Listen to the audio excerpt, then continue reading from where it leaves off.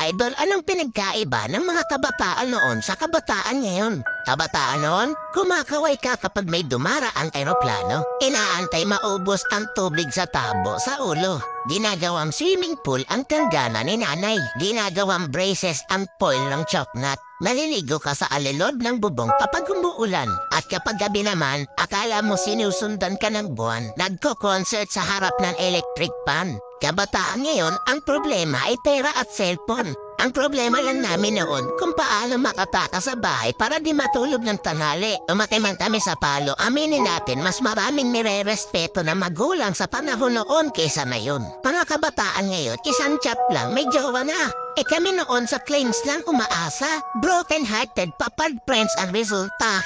Mga kabataan noon, ang dami ng alam na trabaho. Kaysa sa kabataan ngayon, tamad na, puro pa gadgets, di pa mautusan. Minsan nagiging ibon, minsan nagiging panike. Wait lang. Batako. Idol, hindi kawawa ang batang inuutusan sa gawaing bahay. Ang kawawa ay yung batang lumalaki na walang alam sa buhay. Yung nakaranas lang ang pupuso nito. Real talk yan.